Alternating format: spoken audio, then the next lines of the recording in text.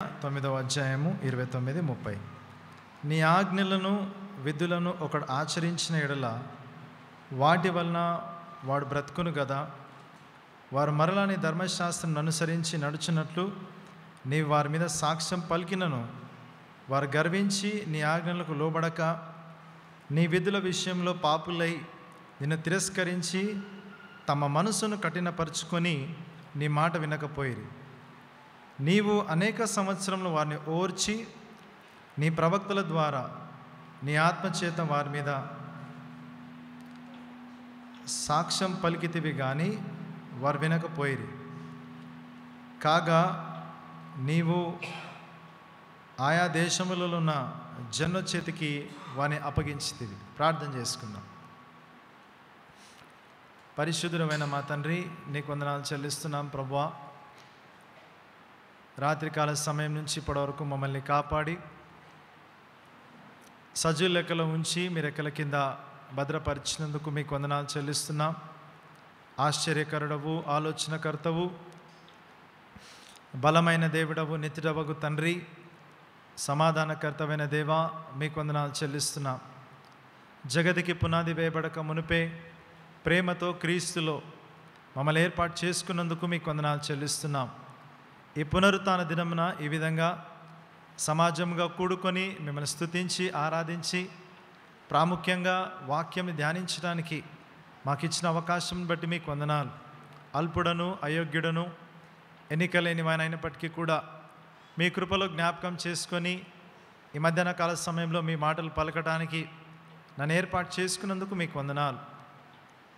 ఈ వాక్య పరిచర్య ద్వారా మీ ప్రియ కుమారుడు మా రక్షకుడైన యేసుక్రీస్తు మాత్రమే మహిమ పొందాలని ప్రార్థిస్తూ యేసు అతి పరిశుద్ధ నామమున అడిగి పొందుకుంటున్నాం తండ్రి, ఆమేన్. ఎంతమంది సంతోషంగా ఉన్నారు? ఒకసారి గట్టిగా హల్లు చెప్దామా? మరి నాకు ఇచ్చిన సమయంలో వాక్యంను ముగించడానికి నేను ప్రయత్నం చేస్తాను. మరి ఈ చదవబడిన లేఖన భాగంలో మనం చూసినప్పుడు మనందరికీ తెలుసు, మరి నెహెమ్యా గురించి ఈ గ్రంథంలో మనం చూస్తాం. నెహెమ్యా అనేసరికి మనకు గుర్తొచ్చేది ఏంటంటే యెరూషలేము యొక్క ప్రాకారాలను ఆయన తిరిగి కట్టినట్టుగా దేవుని యొక్క వాక్యంలో మనం చూస్తున్నాం.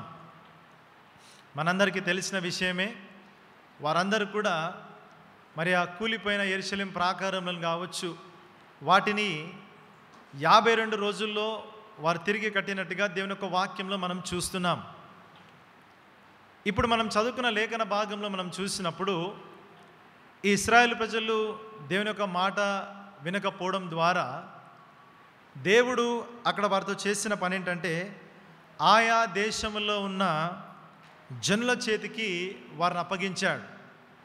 ఇశ్రాయేలు ప్రజలు దేవుని మాట వినకపోవడంతో, తిరుగుబాటు చేయడంతో దేవుడు చేసిన పని ఏంటంటే ఆ ప్రజలందరినీ, ఇశ్రాయేలు ప్రజల్ని ఆయా దేశంలో ఉన్న చేతులకి, ఆయా దేశంలో ఉన్న ప్రజల చేతికి వారిని అప్పగించాడు. అప్పగించిన తర్వాత ఈ ఇశ్రాయేలు ప్రజలు కొన్ని నిర్ణయాలు తీసుకున్నారు. వారు తీసుకున్న నిర్ణయాల్లో 3 నిర్ణయాలను ఈ మధ్యాహ్న కాల సమయంలో మీతో పంచుకోవాలని నేను ఆశపడుతున్నాను. చూడండి, మన కుటుంబంలో ఏదైనా సమస్య వచ్చినప్పుడు ఆ సమస్య దిద్దుబాటు చేసుకోవడానికి కొన్ని ప్రణాళికలు మనం వేసుకుంటాం, కొన్ని నిర్ణయాలు మనం తీసుకుంటాం, తగిన జాగ్రత్తలు మనం తీసుకుంటాం. ఎందుకు ఈ విధంగా జరిగింది, ఈ సమస్య నుంచి మనం బయట ఎలా పడగలుగుతాము అని ఆలోచించి కొన్ని మంచి నిర్ణయాలు మనం తీసుకుంటాం. ఈ ఇశ్రాయేలు ప్రజల్ని కూడా దేవుడు ఆయా దేశంలో ఉన్న ప్రజలకు అప్పగించిన తర్వాత వారు 3 నిర్ణయాలు తీసుకున్నారు. ఒకసారి మీరు చెప్తారా 3 నిర్ణయాలని? అంటే చాలా నిర్ణయాలు వారు తీసుకున్నారు, కానీ మనకు సమయం లేదు. ఈ మధ్యాహ్న కాల సమయంలో ఒక 3 నిర్ణయాలు మాత్రమే నేను మీతో పంచుకోవాలని ఆశపడుతున్నాను. నెహెమ్యా 10వ అధ్యాయము 30వ వచనం. మరియు మేము దేశపు జనులకు మా కుమార్తెలను ఇయ్యకయు వారి కుమార్తెలను మా కుమారులకు పుచ్చుకొనకయు నుందుమని. చాలండి. మొట్టమొదటిగా వారు తీసుకున్న నిర్ణయం ఏంటంటే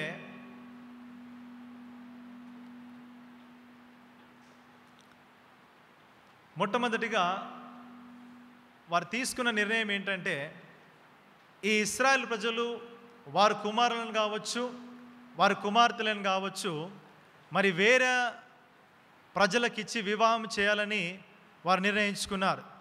వివాహం చేయకూడదని వారు నిర్ణయం తీసుకున్నారు. చాలా జాగ్రత్తగా మీరు వినాలి. వారు తీసుకున్న మొట్టమొదటి నిర్ణయం ఏంటంటే, మా పిల్లలు, మా కుమార్తెలు కావచ్చు వేరే సాంప్రదాయానికి చెందిన కుమారులకు కానీ కుమార్తెలకు కానీ వారు ఇచ్చి వివాహం చేయకూడదని వారు నిర్ణయం తీసుకున్నారు. అంటే మన భాషలో చెప్పుకోవాలి అంటే, ఒక క్రైస్తవుడు ఒక అన్యుని వివాహం చేసుకోవడానికి వీల్లేదు. ఒక క్రైస్తవురాలు ఒక అన్యుని వివాహం చేసుకోవడానికి వీల్లేదు. చాలా జాగ్రత్తగా మీరు వినాలి. తల్లిదండ్రులు చాలా ప్రాముఖ్యంగా వినవలసిన వాక్యం ఇది. చాలాసార్లు మన కుమారులకు మన కుమార్తెలకు వివాహం చేసే సమయంలో మనం రాజీ పడిపోయి అవిశ్వాసులకిచ్చి అన్యులకిచ్చి మనం వివాహం చేస్తుంటాం. కానీ వీరు తీసుకున్న మంచి నిర్ణయం ఏంటంటే, మా కుమారులను మా కుమార్తెలను మరి వేరే దేశపు ప్రజలకిచ్చి మేము వివాహం చేయము అని వారు మంచి నిర్ణయం తీసుకున్నారు. ఈ రోజుల్లో చాలాసార్లు మనం గమనించినప్పుడు తల్లిదండ్రులు చేసే తప్పేంటంటే, పిల్లలకు వివాహం ఆలస్యం అవుతుందని చెప్పి విశ్వాసులతో వివాహం చేయకుండా అవిశ్వాసులతో వారు వివాహం చేయడం మనం చాలాసార్లు చూస్తుంటాం. దేవుని యొక్క వాక్యంలో మనం చూసినప్పుడు మరి పౌలు కొత్త నిబంధనలు రాస్తూ ఏమంటాడంటే, విశ్వాసికి అవిశ్వాసితో పొత్తు ఏంటి, విశ్వాసికి అవిశ్వాసితో సాంగత్యం ఏంటి అని వాక్యంలో మనం చూస్తున్నాం. పరిశుద్ధ గ్రంథంలో మనం చూసినప్పుడు ద్వితీయోపదేశ కాండంలో ఒక మాటను మనం చూస్తాం. ద్వితీయోపదేశ కాండము 7వ అధ్యాయము మొదటి 4 వచనాలు.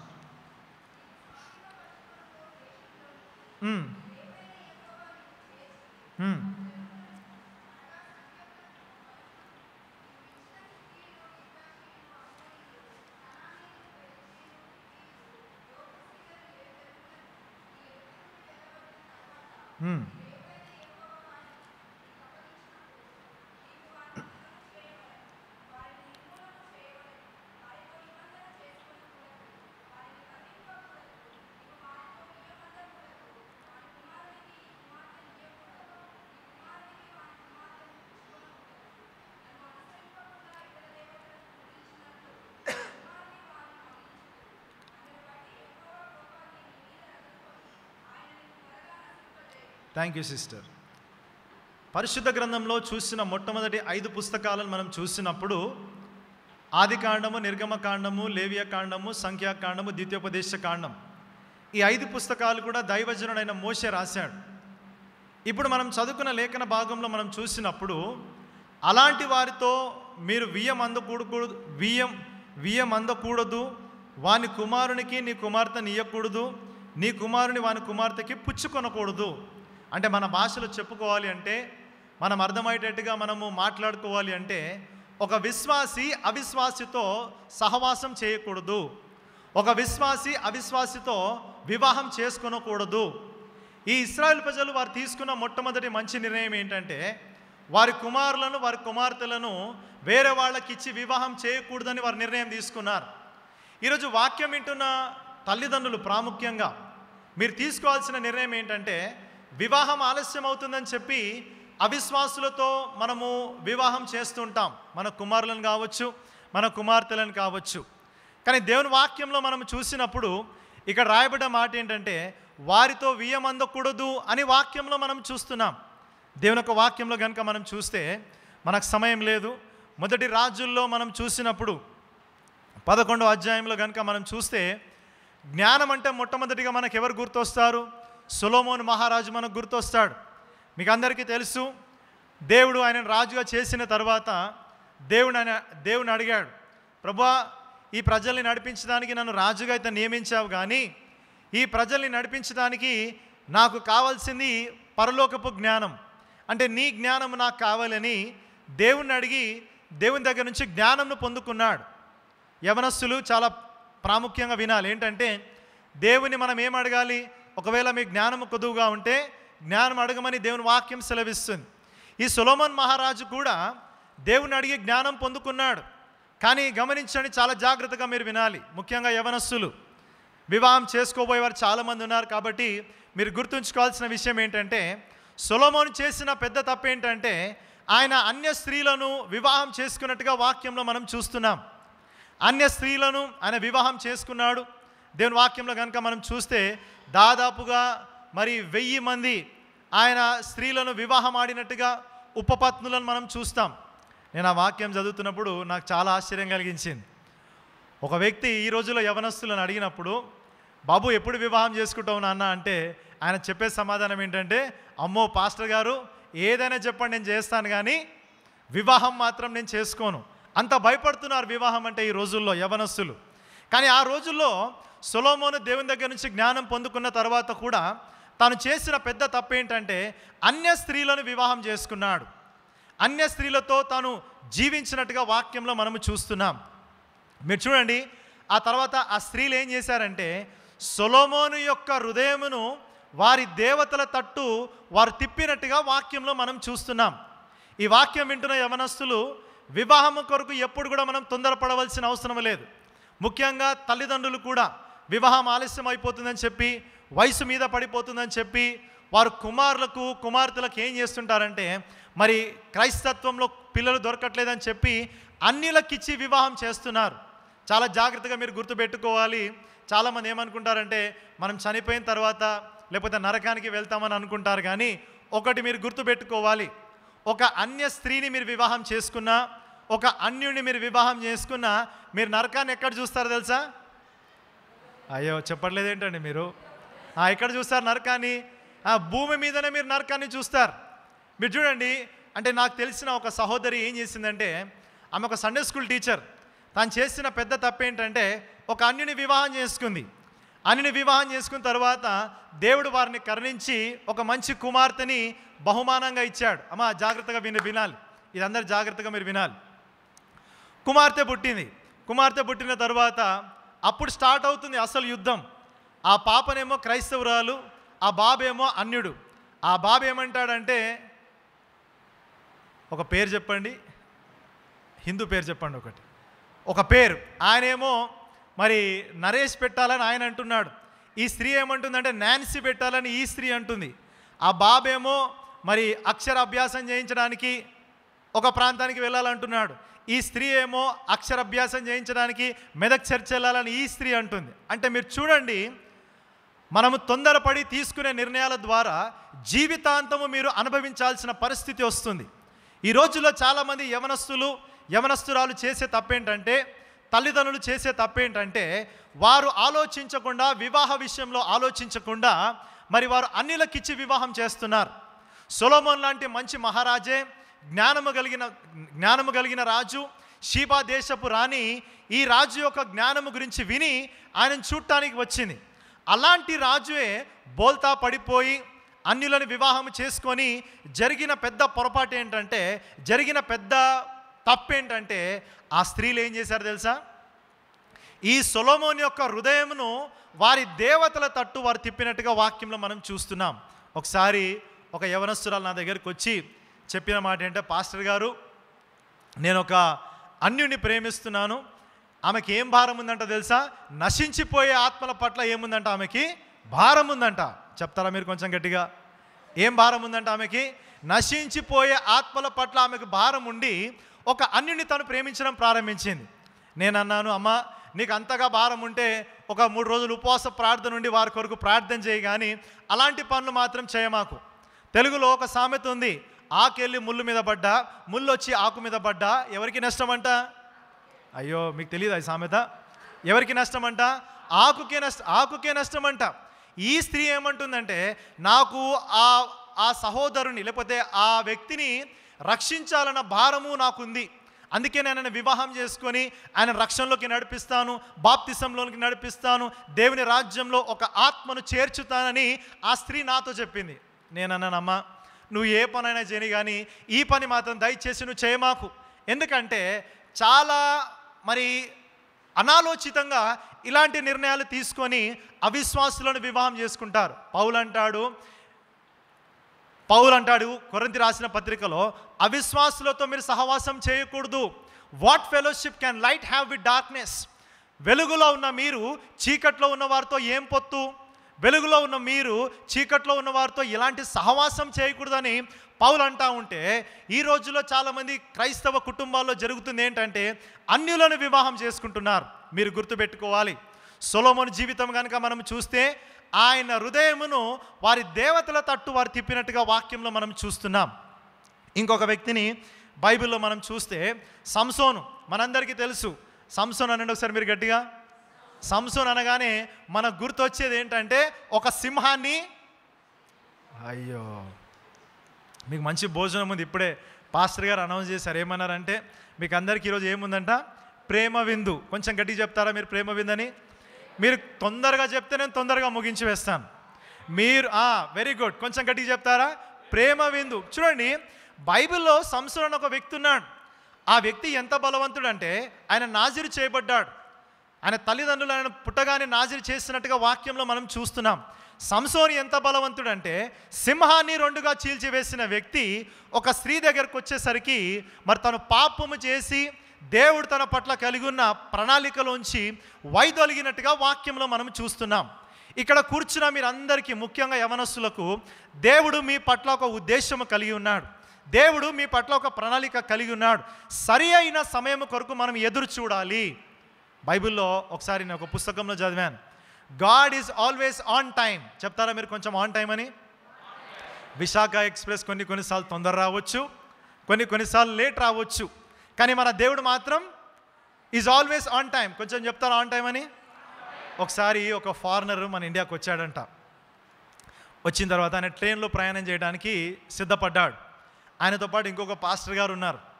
అయితే ఆ ఫారినర్ ఆ పాస్టర్ని అడుగుతుండంట, అయ్యా మీ హైదరాబాద్లో, మీ భారతదేశంలో ఎప్పుడు కూడా మరి ట్రైన్స్ టైంకి రావని నేను విన్నాను, కానీ మనం ఎక్కాల్సిన ట్రైను మనకంటే ముందుగా వచ్చి ప్లాట్ఫామ్ పైన ఉంది ఏంటి అని ఈ ఫారినర్ ఈ పాస్టర్ని అడిగాడంట. అప్పుడు ఆ పాస్టర్ చెప్పిన సమాధానం ఏంటంటే, అయ్యగారు అది ఈరోజు రావాల్సిన ట్రైన్ కాదు, అది నిన్న రావాల్సిన ట్రైన్, అది ఈరోజు వచ్చిందని చెప్పాడంట.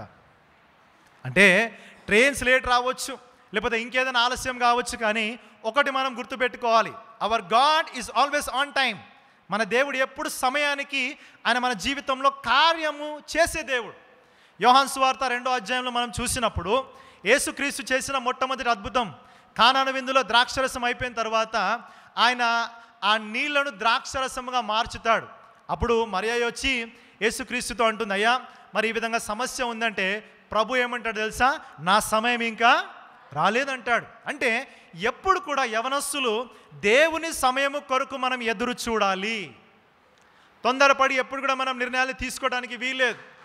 ఆ దినంన ఇశ్రాయేలు ప్రజలు నెహెమ్యా గ్రంథంలో వారు తీసుకున్న నిర్ణయం ఏంటంటే, మా కుమారులను కావచ్చు, మా కుమార్తెలను కావచ్చు వేరే వారికి ఇచ్చి మేము వివాహము చెయ్యము అని వారు నిర్ణయం తీసుకున్నారు. ఈరోజు ఎంతమంది యవనస్తులు ముఖ్యంగా, బహుశా ఈ వర్తమానం మీ కొరకేమో, తల్లిదండ్రులు బహుశా ఈ వర్తమానం మీ కొరకేమో, విశ్వాసులుగా పిలువబడుతున్న మీరు, వెలుగులో ఉన్న మీరు చీకటిలో ఉన్న వారితో సాంగత్యం చేయకూడదు. బైబిల్లో మీరు చూడండి, ఒక మంచి మాట కనుక చూస్తే ద్వితీయోపదేశ కాండము 22వ అధ్యాయము 10వ వచనం మనం చూద్దాం. ఎద్దును గాడిదను జత చేసి భూమిని దున్నకూడదు. ఒకసారి మీరు అంటారా ఎద్దును? ఇది బాగుండదు కానీ పర్లేదు అనాలి, బైబిల్లో ఉంది. ఎద్దును గాడిదను. ఈ గాడిద అనే పదం మనం ఎక్కువ వింటాం. ఎక్కడ చెప్పండి? ఇంట్లోనే. కొందరు తల్లిదండ్రులు అంటుంటారు వాళ్ళ పిల్లల్ని ఏమని పిలుస్తారు? మీరు అంటారా? మీరు అన్నారా? కొన్నిసార్లు మనం అంటుంటాం. అయితే ఇక్కడ చూడండి, ఈ మోషే భక్తుడు రాస్తే ఏమంటాడంటే, ఎద్దును గాడిదను జత చేసి భూమిని దున్నకూడదంట. ఎందుకు దున్నకూడదు? ఎవరైనా చెప్తారా? ఎద్దు ఒక వేరే జంతువు, గాడిద ఇంకొక జంతువు. మీరు చూడండి, ఎందుకు నేను ఈ మాటలు చెప్తున్నానంటే, ఆ రెండు కలిపి, ఎద్దేమో చూడ్డానికి ఈ హైట్లో ఉంటుంది, గాడిదేమో చూడ్డానికి ఈ హైట్లో ఉంటుంది. ఆ రెండు కలిసి భూమిని దున్నడానికి ఈజీగా ఉంటుందా? చాలా కష్టం అవుతుంది. ఇన్ ద సేమ్ వే ఒక అవిశ్వాసి ఒక విశ్వాసి కలిసి ఫలించడానికి, కలిసి అభివృద్ధి చెందడానికి, కలిసి విస్తరించడానికి ప్రయత్నం చేయకూడదు. ఇద్దరు విశ్వాసులు కలిసే ప్రయాణం చేయాలి. ఒక అవిశ్వాసి ఒక విశ్వాసి కలిసి ప్రయాణం చేస్తే నీ జీవితంలో సాఫల్యమును నువ్వు చూడవు, నీ జీవితంలో ఫలమును నువ్వు చూడవు. అందుకనే మోషే భక్తుడు ఏమంటున్నాడంటే, ఒక గాడిదను ఒక ఎద్దును కలిసి భూమిని దున్నడానికి ప్రయత్నం చేయొద్దు. ఇన్ ద సేమ్ వే ఒక అవిశ్వాసి ఒక విశ్వాసి కలిసి ఈ లోకంలో జీవించడానికి ప్రయత్నం చేయకూడదు. నేను ఎప్పుడు అంటాను, వాడు రిక్షా తొక్కుకునేవాడైనా, ఒకసారి అనండి మీరు, రిక్షా తొక్కుకునేవాడైనా వాడు విశ్వాసి అయి ఉండాలి. ఏమై ఉండాలి? అట్లా అని చెప్పి మీరు అలాంటి వారి వివాహం చేసుకోవాలని చెప్పట్లేదమ్మా. మీ ఉద్యోగాన్ని బట్టి మీ చదువుని బట్టి మీరు నిర్ణయం తీసుకోవాలి. మీకు దేవుడు జ్ఞానం ఇచ్చాడు, పరలోకపు జ్ఞానం ఇచ్చాడు. సొలొమోనుకి జ్ఞానం ఇచ్చిన తర్వాతనే ఆయన పాపంలో పడిపోయాడు. అందుకనే చాలా జాగ్రత్తగా ఏం నిర్ణయాలు తీసుకోవాలి అంటే, ఈ వివాహం గురించి చాలా ప్రాముఖ్యమైన నిర్ణయం. ఎందుకంటే మీరు చూడండి, ఒక ఐస్ క్రీమ్ కింద పడిపోతే మళ్ళీ అయ్యో కొనుక్కోవచ్చా కొనుక్కోలేమా? కొనుక్కోవచ్చు. మరి మీరు చెప్పట్లేదు, నేను తెలుగులోనే మాట్లాడుతున్నాను, హిబ్రూ మాట్లాడట్లేదు, గ్రీక్ మాట్లాడట్లేదు. ఒక ఐస్ క్రీమ్ కింద పడిపోతే ఇంకొక ఐస్ క్రీమ్ కొనుక్కోవచ్చు. కానీ వివాహము ఎన్నిసార్లు చేసుకుంటాం? అమ్మ మీరు చెప్పకండి, 10 సార్లు చేసుకుంటాం, 3 సార్లు చేసుకుంటాం. వివాహము ఒకసారి చేసుకోవాలి, చాలా ఆలోచించి చేసుకోవాలి. ఎందుకంటే నీ జీవితాంతం వారితో కలిసి నువ్వు ఉండాలి కాబట్టి. అందుకనే ఆ ఇశ్రాయేలు ప్రజలు తీసుకున్న నిర్ణయం ఏంటంటే, మా కుమారులను మా కుమార్తెలను వేరే వారికి ఇచ్చి వివాహము చేయమని వారు నిర్ణయం తీసుకున్నారు. ఈరోజు వాక్యం వింటున్న మీరు కూడా, యవనస్తులు కావచ్చు, పెద్దవారు కావచ్చు, మీ జీవితాంతము మీరు సంతోషంగా సుఖముగా నెమ్మదిగా ఉండాలి అంటే ఒక విశ్వాసిని మీరు వివాహం చేసుకోండి. అంతేగాని నాకు ఆత్మల భారం ఉంది, వారు నశించిపోతున్నారు, వారు నరకానికి వెళ్తున్నారు, అది నీ పని కాదు. వృద్ధి కలగజేయవాడు యెహోవాయే అని వాక్యంలో మనం చూస్తున్నాం. సువార్త చెప్పాలి, వాక్యం చెప్పాలి, విత్తనం వేయాలి. కానీ వృద్ధి కలగజేయవాడు ఎవరు? యెహోవాయే అని వాక్యంలో మనం చూస్తున్నాం. అమ్మా మీకు అంత భారం అవసరం లేదమ్మా. ఎంత భారం మీకు ఉండాలి అంటే, కావాలంటే వారి కొరకు ఉపవాసం ప్రార్థన చేయండి, కావాలంటే వారి కొరకు విజ్ఞాపన ప్రార్థన చేయండి, కావాలంటే వారి కొరకు కన్నీటి ప్రార్థన చేయండి. అంతేగాని నేను వివాహం చేసుకున్నాక నేను రక్షణలోకి నడిపిస్తా, అది అసాధ్యం. చెప్పండి అసాధ్యమని. ఒకసారి మీ పక్కవారు చెప్తారా? అది జరగని పని. సొలొమోన్ లాంటి వ్యక్తే దాంట్లోంచి బయటికి రాలేకపోయాడు. సంసోన్ లాంటి వ్యక్తే దాంట్లోంచి ఆయన బయటికి రాలేకపోయాడు. పౌలు స్పష్టంగా చెప్పిన మాట ఏంటంటే, you should not be yoke with unbelievers. అవిశ్వాసులతో మీరు సహవాసం ఉండకూడదు, సాంగత్యం చేయొద్దంటే వివాహం చేసుకోవడానికి బయలుదేరుతున్నారు ఈ రోజుల్లో క్రైస్తవులు. ఆలోచించండి. రెండవదిగా వారు తీసుకున్న నిర్ణయం ఏంటంటే చూద్దాం. నెహెమ్యా 10వ అధ్యాయము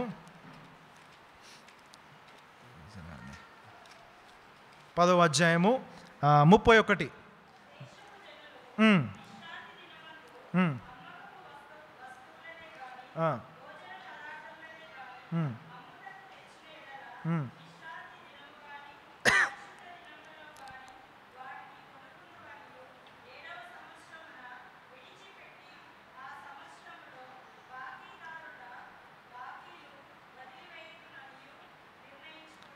ఈరోజు మన ప్రసంగ అంశం ఏంటంటే నిర్ణయించుకొంటిమి. కొంచెం గట్టి చెప్తారా మీరు?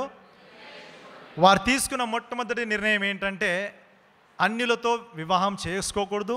రెండవది విశ్రాంతి దినము ఆచరించవలనని వారు నిర్ణయించుకున్నారు. ఒకసారి చెప్తారా విశ్రాంతి దినమని? మీరు చూడండి, చాలాసార్లు క్రైస్తవులు చేసే పని ఏంటంటే, నేను కొన్నిసార్లు మా సంఘంలో అడుగుతుంటాను, అమ్మా చర్చికి ఎందుకు రాలేదమ్మా మీరంటే, వారు చెప్పే సమానం ఏం తెలుసా? మీరు వినండి జాగ్రత్తగా, వింటారా మీరు? ఒకసారి హల్లు చెప్పండి. వారు చెప్పే సమాధానం ఏంటంటే, పాస్టర్ గారు మీరు ఎందుకు రాలేదు తెలుసా? కొంచెం తలనొప్పి. ఎంత తలనొప్పి? అరే మీరు చాలా మెల్లి చెప్తున్నారండి, తొందరగా నేను మిమ్మల్ని విడిచిపెట్టేస్తాను. ఎంత తలనొప్పి అంట? కొంచెం తలనొప్పి అంట. ఆమె చెప్తుంది దాంట్లో ఎంత తలనొప్పి ఉందంట ఆమెకి. కొంచెం తలనొప్పి ఉండి మందిరానికి రావడం ఆపేసింది ఆమె. కానీ సోమవారం నుంచి శనివారం వరకు మాత్రము ఎంత తలనొప్పి ఉన్నా, ఎంత జ్వరం ఉన్నా, నడవలేని పరిస్థితుల్లో ఉన్నా, బలహీనంగా ఉన్నా ఒక ట్యాబ్లెట్ వేసుకొని లేకపోతే మంచి డాక్టర్ దగ్గరికి వెళ్ళి ఉద్యోగాన్ని మాత్రం మారరు క్రైస్తవులు. ఏది మానేస్తారు తెలుసా? ఆలయం మానేస్తారు. వారు తీసుకున్న నిర్ణయం ఏంటంటే, విశ్రాంతి దినంను మేము ఆచరిస్తాము. నిర్గమకాండంలో మనం చూసినప్పుడు నాకు చాలా నచ్చిన మాట. అందులో ఇశ్రాయేలు ప్రజలు ఏమంటారంటే ఫరోతో, మా దేవుణ్ణి మేము ఆరాధించడానికి వెళ్తాము, 3 రోజులు ప్రయాణం చేసి వెళ్తామంటారు. ఎన్ని రోజులు? ఇంకా కొంచెం మీరు గట్టిగా చెప్తారా? బహుశా నాకు తెలిసి మీరు అందరి చుట్టుపక్కల ప్రాంతంలోనే ఉంటారనుకుంటా. ఒక 3 నిమిషాలు పట్టుద్దో, లేకపోతే ఒక 30 నిమిషాలు పట్టుద్దో, దానికన్నా ఎక్కువైతే పట్టదు మనకు. కానీ ఇశ్రాయేలు ప్రజలు వారికి దేవుని పట్ల ఉన్న ఆసక్తి చూడండి. వారు ఫరోతో ఏమంటున్నారంటే, ఫరో ఏమన్నాడు, వీళ్ళకి పని లేదు కాబట్టి, వీళ్ళు ఖాళీగా ఉన్నారు కాబట్టి వీళ్ళకి ఏం ఆలోచనలు వస్తున్నాయి, మేము వెళ్ళి మా దేవుణ్ణి ఆరాధిస్తాం. కొందరు క్రైస్తవులు ఉద్యోగం లేనన్ని రోజులు సండే చర్చ్లో కనబడతారు, ఉపవాస ప్రార్థనకు వస్తారు, బైబిల్ స్టడీకి వస్తారు, క్వైర్ ప్రాక్టీకి వస్తారు. ప్రార్థన చేసిన తర్వాత దేవుడు కరుణించి ఒక ఉద్యోగం ఇచ్చిన తర్వాత ఖాళీలు పూరించండి. వాళ్ళు ఏం చేస్తారు, ఆదివారం ఇంకా దేవుని మందిరానికి రారు. ఎందుకు రావట్లేదు నాన్న అని అడిగితే, పాస్టర్ గారు నాకు ఆదివారం కూడా ఉద్యోగం ఉంది. ఆ రోజు ఫరో కూడా ఏం చేశాడంటే, వీళ్ళు దేవుని వెళ్ళి ఆరాధిస్తారంట, దేవుని స్తుతిస్తారంట అన్నప్పుడు ఫరో ఏం చేశాడంటే పని భారంను పెంచాడు.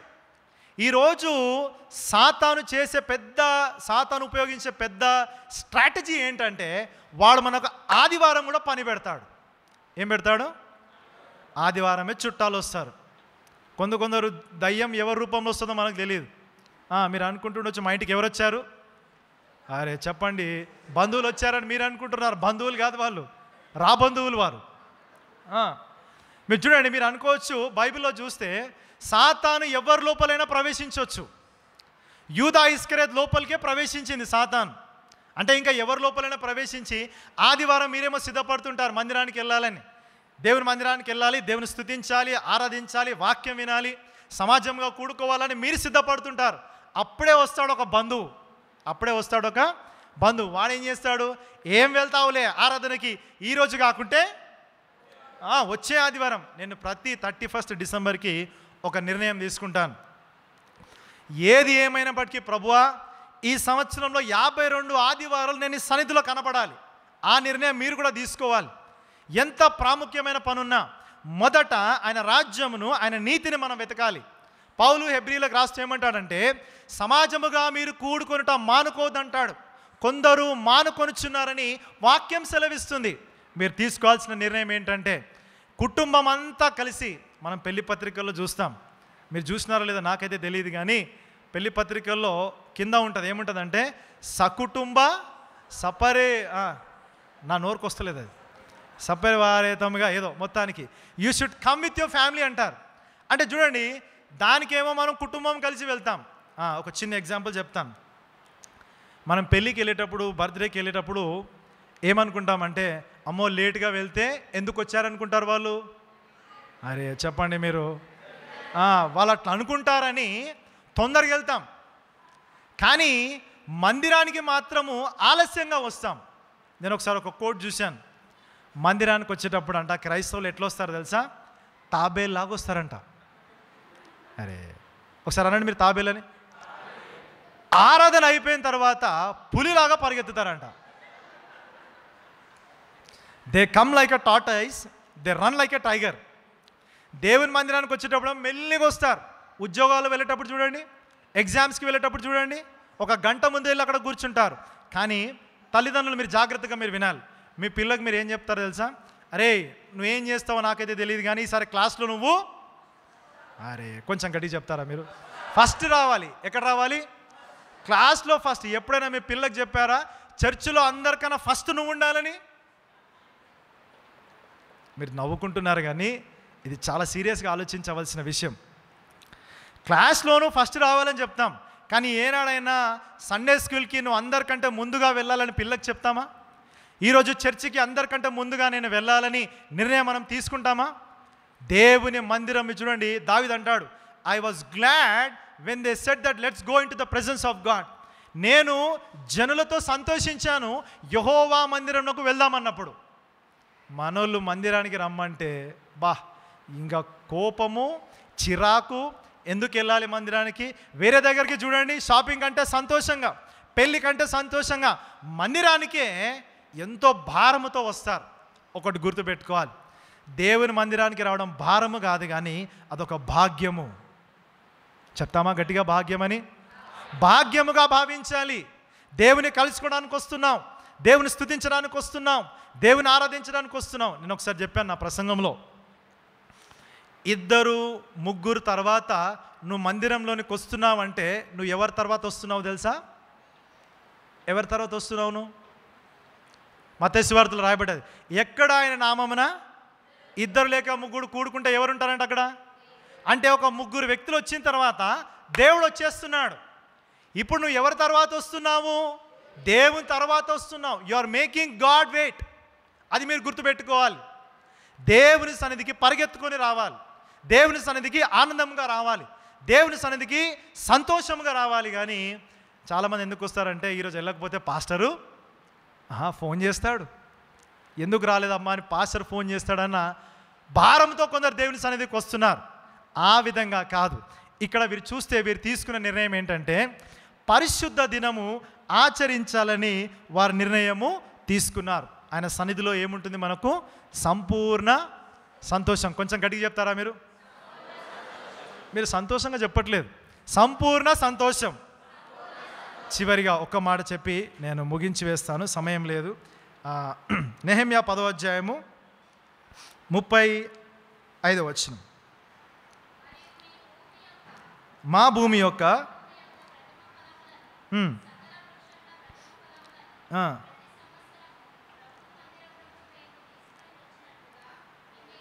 నిర్ణయించుకోండి. మన అంశం ఏంటి ఈరోజు? కొంచెం గట్టిగా చెప్తారా మీరు? వారు తీసుకున్న మొట్టమొదటి నిర్ణయం ఏంటంటే, అవిశ్వాసులతో వివాహానికి దూరంగా ఉంటాము. 2వది విశ్రాంతి దినంను ఆచరిస్తాము. 3వది క్రైస్తవులకు నచ్చని అంశం ఏంటంటే, ప్రథమ ఫలములు తీసుకొని వస్తామని నిర్ణయం వారు తీసుకున్నారు. ఒకసారి మీరు హలో చెప్తారా? అయ్యో ఇంకో కొంచెం గట్టిగా చెప్తారా? మనం ఏం చేస్తామంటే, దేవునికి టిప్ ఇస్తాం కానీ టైత్ ఇవ్వము. దేవునికి మీరు చూడండి, మీరు ఒక హోటల్లో భోజనం చేశారు, భోజనం చేసిన తర్వాత బిల్ ఒక 1000 రూపాయలు అయింది. ఇప్పుడు మీరు వెయిటర్కి 50 రూపాయలు ఇచ్చారు, వెళ్ళిపోతున్నారు. అది సబబా? ఏమి ఇవ్వాలి వెయిటర్కి? ఆ 1000 రూపాయలు కట్టి దాంతోపాటు ఒక 50 రూపాయలు టిప్ ఇస్తే వాడు సంతోషిస్తాడు. ఈ రోజుల్లో చాలామంది క్రైస్తవులు చేస్తున్న తప్పేంటంటే, దేవునికి దశమ భాగం ఇవ్వకుండా వారు దేవునికి టిప్ ఇవ్వడానికి ప్రయత్నం చేస్తున్నారు. నేను ఈ వాక్యం సిద్ధపడుతున్నప్పుడు దేవుని అడిగాను, ప్రభువా మరి మందిరానికి పోయినసారి వెళ్ళాను, మరి ఈసారి ఏం వాక్యం తీసుకొని వెళ్ళాలి అని దేవుని సన్నిధిలో కనిపెడుతున్నప్పుడు దేవుడు ఈ వాక్యంను నా హృదయంలో ఉంచాడు. చాలామంది క్రైస్తవులు చేస్తున్న తప్పేంటంటే, దేవునికి మనం టిప్ ఇస్తాము కానీ దేవునికి మనము టైత్ ఇవ్వము. ఆ సామెతల్లో ఒక మంచి మాట ఉంటుంది, నీ రాబడి అంతట్లో చెప్తారా? నీ రాబడి అంతట్లో ప్రథమ ఫలము నీ ఆస్తిలో భాగం అంట. నాకు ఆ వాక్యం చదివినప్పుడు భయం వేసింది. అమ్మో, ప్రథమ ఫలం అంటే ఇవ్వగలుగుతాము, కానీ ఇప్పుడు మీకు ఒక ప్రశ్న, ఆస్తిలో భాగము దేంట్లో భాగం అంట? ఊరుకోండి పాస్టర్ గారు, వచ్చే 10,000లో 1000 రూపాయలు ఇవ్వడానికి చాలా కష్టంగా ఉంది, మరి మీరేమో ఆస్తిలో భాగం అంటున్నారు, అది చాలా కష్టమైన పని అని మీరు అనుకుంటున్నారు. కానీ ఆ ఇశ్రాయేలు ప్రజలు తీసుకున్న నిర్ణయం ఏంటంటే, మేము ప్రథమ ఫలము దేవునికి ఇవ్వాలి అని వారు నిర్ణయం తీసుకున్నారు. ఎప్పుడు కూడా గుర్తుపెట్టుకోండి, you should give to God what is right but not what is left. సరి అయింది దేవునికి ఇవ్వాలి, కానీ మిగిలిపోయింది దేవునికి ఇవ్వడం కాదు. ఎప్పుడు కూడా అంటే నా సాక్ష్యం, మాకు దశమ భాగం వచ్చిన వెంటనే మేము ఇంట్లో నేను మా భార్య కలిసి చేసే పని ఏంటంటే, ఇద్దరం మోకరించి చేతులు పట్టుకొని మాకు వచ్చిన జీతంలో 10వ వంతు తీసి మొట్టమొదటిగా పక్కన పెట్టిన తర్వాతనే మిగతా డబ్బులన్నిటి కూడా వేరే వాటి కొరకు మేము వాడతాం. కానీ ఈ రోజుల్లో అన్ని కుటుంబాల్లో జరుగుతుంది ఏంటంటే, జీతం రాగానే మొట్టమొదటిగా ఇల్లు రెంట్ కట్టాలి, స్కూల్ ఫీజు కట్టాలి, మిల్క్ బిల్ కట్టాలి, అన్నీ కట్టిన తర్వాత అప్పుడు ఏం చేస్తాం? ఒకసారి ఒక దాంట్లో చూశాను నేను, ఒక భక్తుడు ఏం చేశాడంటే, వాని దగ్గర ఉన్న డబ్బు అంతా కూడా పైకి ఎగిరేశాడు. చెప్తారా మీరు గట్టిగా? పైకి ఎగిరేశాడని. వాడు ఏమనంటే, ప్రభువా నీకు కావాల్సింది నువ్వు తీసుకో, నాకు కావాల్సింది నాకు. ఆ విధంగా కాదు. శ్రేష్టమైన అర్పణలు ఇవ్వడం దేవునికి నేర్చుకోవాలి మనం. You should give what is best. ఎందుకంటే వీఆర్ సర్వింగ్ అ కింగ్. ఒక రాజుని మనం సేవిస్తున్నాం. ఒక రాజుని మనం సేవిస్తున్నప్పుడు మీరు చూడండి, మనం ఏం చేస్తామంటే క్లోజ్ బంధువులు అయితే వాళ్ళ ఫంక్షన్కి వెళ్ళినప్పుడు ఏం తీసుకెళ్తాం? మీరేమైనా తీసుకెళ్తారా, తీసుకెళ్ళరా? మరి మీరు చెప్పాలి. మీ క్లోజ్ బంధువులు, వాళ్ళ బాబు పుట్టాడు, క్రెడిట్ సెరమనీ చేస్తున్నారు, మీరు ఏం తీసుకెళ్తారు చెప్పండి? కాస్ట్లీ బంగారం, చేతికి ఉంగరాన్ని మనం తీసుకొని వెళ్తాం. అలాంటి వాటికి అంత ప్రాధాన్యత మనం వహిస్తే, నిన్ను పేరు పెట్టి పిలిచాడు, నీ కొరకు రక్తంను కార్చాడు, నీ కొరకు నిత్య జీవంను సిద్ధపరుస్తున్నాడు, మరి నిన్ను ప్రతిరోజు కాపాడుతున్న దేవునికి ఇంకంత శ్రేష్టమైన అర్పణ మనం ఇవ్వాలి దేవునికి. సొలొమోను మందిరం కడుతున్నప్పుడు ప్రజలందరూ కూడా అర్పణలు తీసుకొని వచ్చారు. మరి మోషే అది కడుతున్నప్పుడు బంగారంను వారు తీసుకొని వచ్చినట్టుగా వాక్యంలో మనం చూస్తున్నాం. బంగారం వెండి ఎంతవరకు అంటే మోషే ఏమంటాడు? అమ్మ మీరు తేడము ఆపివేయండి అంటాడు. అంటే అంత రిక్వైర్మెంట్ లేదన్నమాట. ఇక్కడ మీరు చూడండి, మీరు గుర్తుపెట్టుకోవాలి, మీరు గ్రహించవలసిన విషయం ఏంటంటే, ఒకసారి నేను చదివాను. ఒకసారి వాలెట్ అంటారా మీరు? వాలెట్ అనండి. వాలెట్ అంటే కొంచెం గట్టి చెప్తారా మీరు? వాలెట్ అంటే పర్స్. మలాకీ గ్రంథంలో రాయబడ్డ మాట ఏంటంటే, God will open the windows of heaven. When you open your wallet, God will open the window. ఒకసారి మీరు చెప్తారా? When you open the wallet, God will open the window. మనం వాలెట్ ఓపెన్ చేయకుండానే దేవుడు ఆకాశపు వాకిళ్లను తెరిచి నీపైన సమృద్ధి అయిన దీవెనలు కుమ్మరించాలంటే it is not going to be possible. అది సాధ్యమైన పని కాదు. ఇక్కడ చూడండి, ఆ మలాకి 3లో ఏమంటాడంటే, మీరు 10వ వంతు ఇవ్వకపోతేనంట శాపగ్రస్తులు అవుతారని వాక్యం సెలవిస్తుంది. ఒకసారి చూడండి, మలాకి 3వ అధ్యాయము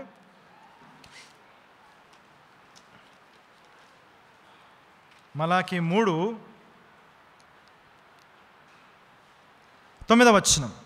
ఈ జనులందరూ నా యొద్ద దొంగిలించునే ఉన్నారు, మీరు శాపగ్రస్తులై ఉన్నారు. ఈ మాట ఎవరైనా అంటే మనకు వినబుద్ధి కాదు. ఎవరైనా మిమ్మల్ని వచ్చి దొంగ అన్నాడు అనుకోండి, ఎంతమందికి సంతోషం? మరి నేనేం దొంగిలించాను? ఇక్కడున్న ప్రజలు కూడా అదే అంటున్నారు, మేమేం దొంగతనం చేశాం ప్రభు అంటే, మీ రాబడి అంతటిలో 10వ వంతు ఇవ్వకుండా, ప్రథమ ఫలం ఇవ్వకుండా మీరు నా యొద్ద దొంగిలించునే ఉన్నారని దేవుని వాక్యం సెలవిస్తుంది. అందుకనే గుర్తుపెట్టుకోవాలి, పిల్లలమైనా పెద్దవారమైనా. బైబిల్లో రాయబడ్డ మాట ఏంటంటే, పాత నిబంధనలో దేవుని సన్నిధికి వట్టి చేతులతో మనం రాకూడదంట. ఏ చేతులతో రావద్దంట? ఎంతమంది వట్టి చేతులతో వచ్చారో నాకు చెప్పకండి. మీరు మిమ్మల్ని మీరే పరీక్ష చేసుకోండి. పిల్లల్ని స్కూల్కి పంపించేటప్పుడు ఒక బాక్స్ కాదు, 2 బాక్సులు పెట్టి పంపిస్తాం. కానీ దేవుని సన్నిధికి వచ్చేటప్పుడు మరి మీ పిల్లకు ఆఫరింగ్ బాక్స్లో కానుకలు వేయాలని మీరు నేర్పిస్తున్నారా? Are you teaching your children? సామెతల్లో రాయబడ్డ మాట ఏంటంటే, బాలుడు నడవవలసిన త్రోవ వానికి ఎప్పుడు నేర్పించాలంట? చిన్నతనంలోనే. మీరు చూడండి, బైబిల్లో మనకు ఒక మంచి ఉపమానం. యేసయ్య వారందరికీ వాక్యం చెప్పిన తర్వాత దారి మధ్యలో సొమసిల్లి పడిపోతారేమో అని చెప్పి శిష్యులను అడుగుతాడు, మీ దగ్గర ఏముందంటే ఏం లేదంటారు. అప్పుడు ఒక చిన్న పిల్లవాడు వచ్చి ఏమంటాడు? ఎన్నున్నాయంట? 5 రొట్టెలు 2 చేపలు. చూడండి, ఆ చిన్న పిల్లవాని తల్లిదండ్రుల గురించి బైబిల్లో రాయబడి లేదండి. కానీ వాడు ఆ మీటింగ్కి వచ్చేటప్పుడు మాత్రం 5 రొట్టెలు ఎన్ని చేపలు తెచ్చాడు? వాడు మంచి ఫుడ్ తెచ్చాడు. ఒకసారి మీరు చేపలు అంటారా? అరే కొంచెం గట్టిగానండి, ముగించి వేస్తున్నాను నేను. ప్రభు భూమి మీద సేవ చేసినంత కాలము చేపలు తిన్నాడు, పునరుద్ధారణ అయిన తర్వాత కూడా చేపలు తిన్నాడు. అంటే చేపలు మంచి ఆహారమా కాదా? మనకు చేపలు వద్దు, మనకి మన రిక్వైర్మెంట్ వేరే ఉంటుంది. కానీ మీరు చూడండి, ఎందుకు నేను ఈ మాటలు చెప్తున్నానంటే, ఈ చిన్నవాడు 5 రొట్టెలు 2 చేపలు తీసుకొచ్చి ప్రభు చేతుల్లో పెడుతున్నాడు. ఇప్పుడు మీకు ఒక ప్రశ్న, చిన్న పిల్లలు వారి చేతిలో ఉన్న తినుబండారాలు ఎవరికైనా ఇవ్వడానికి ఇష్టపడతారా? వాడు చాక్లెట్ ఈరా అయినా అంటే వాడు పరిగెత్తుకొని పారిపోతాడు, వాడు కనబడడు ఇంకా. కానీ ఈ చిన్న పిల్లవాడు చూడండి, ప్రభుకి వాడి దగ్గర ఉన్నవి ఇవ్వడానికి ఇష్టపడ్డాడు. అంటే మనం పిల్లలకి నేర్పియాలి. పిల్లలు నేర్పియాలంటే తల్లిదండ్రులు ఇవ్వడం పిల్లలు చూడాలి. ఒకసారి ఒక గృహాన్ని నేను దర్శించడానికి వెళ్ళినప్పుడు ఆ ఇంట్లో ఉన్న యజమానుడు వాళ్ళ కొడుకుతో చెప్పాడంట, వాళ్ళ బాబుతో, రే కిటికీలో నుంచి చూశాడు, నన్ను చూసి పాస్టర్ వస్తున్నాడు రా మన ఇంటికి దర్శించడానికి. ఆ పాస్టర్ నన్ను అడిగిన వెంటనే లేడని చెప్పురా అని చెప్పిండంట. ఏమని చెప్పమన్నాడంట? ఎవరికి చెప్తున్నాడు? వాళ్ళ బాబుకి. అయితే నేను వెళ్ళి డోర్ నాక్ చేశాను. చేసిన తర్వాత డోర్ తీశాడు ఆ బాబు. తీసిన తర్వాత మీ డాడీ ఉన్నాడా అని నేను అడిగాను. అడిగినప్పుడు ఆ బాబు చెప్పిన సమాధానం ఏంటంటే, మా డాడీ ఇంట్లో లేడని చెప్పమన్నాడు అంటున్నాడు. అంటే పిల్లలకి మీరు ఏది నేర్పిస్తే అది నేర్చుకుంటారు. If you teach them sowing in the Kingdom of God, they will so. మీరు వాళ్ళకి విత్తడం నేర్పిస్తే, ఇవ్వడం నేర్పిస్తే వాళ్ళు నేర్చుకుంటారు. మీరిస్తున్నారా? అది ప్రాముఖ్యం. మీరిస్తే వాడు మిమ్మల్ని చూసి వాడు నేర్చుకుంటాడు. మీరు ఇవ్వకపోతే వాడు కూడా ఇవ్వడం నేర్చుకోడు. అందుకనే మీరు ఎప్పుడు కూడా మేము పాస్టర్కి ఇస్తున్నాము లేకపోతే ఇంకే దేనికో ఇస్తున్నామని మనం అనుకోకూడదు. మనము దేవుని రాజ్యంలో విత్తుతున్నాము, అది మీరు తెలుసుకోవాలి. When you so in the Kingdom of God, దేవుని రాజ్యంలో విత్తనం వేసినప్పుడు తప్పకుండా మీరు 100 అంతల ఆశీర్వాదంలో మీరు చూస్తారు. ఆమె చెప్పండి గట్టిగా. ఇస్సాకు చూడండి, ఆ కరువులో కూడా తాను విధేయుడై విత్తనం వేయగా 100 అంతల ఫలంను చూశాడు ఆయన. ఎవరైనా కరువులో ఇస్తారా అండి? కరువులో ఎవరం కూడా ఇవ్వము. కానీ ఆ పేద విధురాలు లేమిలో తన దగ్గర ఉన్న సమృద్ధిని ఇచ్చేసింది. తన దగ్గర ఉన్న 2 వెండి కాసులు ఇచ్చినట్టుగా వాక్యంలో మనము చూస్తున్నాం. ఈరోజు వాక్యం వింటున్న మనమందరం కూడా 3 విషయాలు నేర్చుకున్నాం. ఒకటి, అవిశ్వాసులతో వివాహము చేసుకోవాలి. మీరు అలర్ట్గా ఉన్నారో లేదో చూస్తున్నాను నేను. అవిశ్వాసులతో వివాహము. రెండవది, విశ్రాంతి దినం ఆచరించాలి. మూడవది, ప్రథమ ఫలం ఎవరికి ఇవ్వాలి?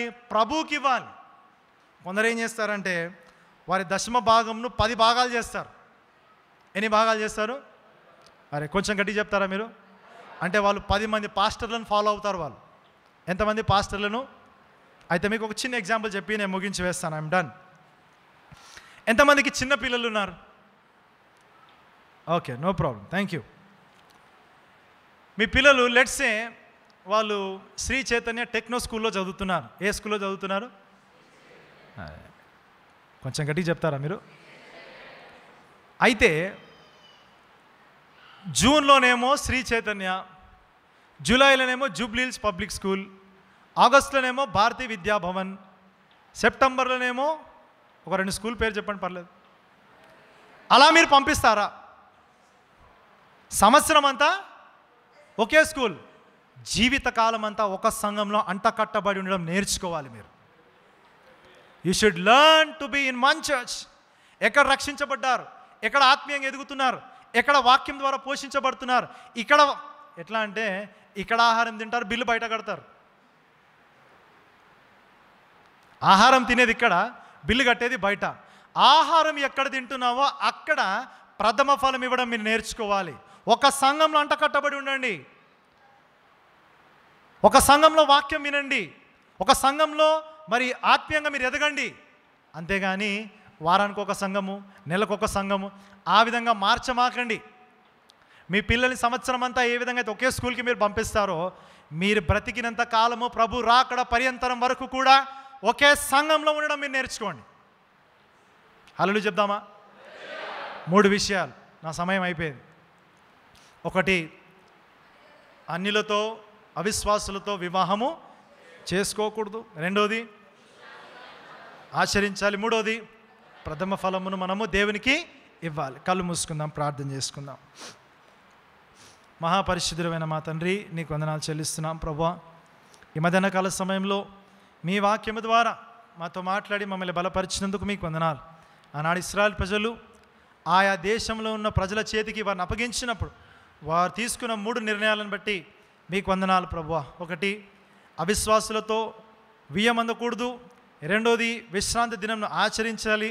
మూడోది, ప్రథమ ఫలమును ప్రభుకి ఇవ్వాలి అనే 3 అంశాల ద్వారా మాతో మాట్లాడి మమ్మల్ని బలపరిచినందుకు మీకు వందనాలు చెల్లిస్తూ యేసు సత్య పరిశుద్ధ నామమున అడిగి పొందుకుంటున్నాం తండ్రి, ఆమేన్.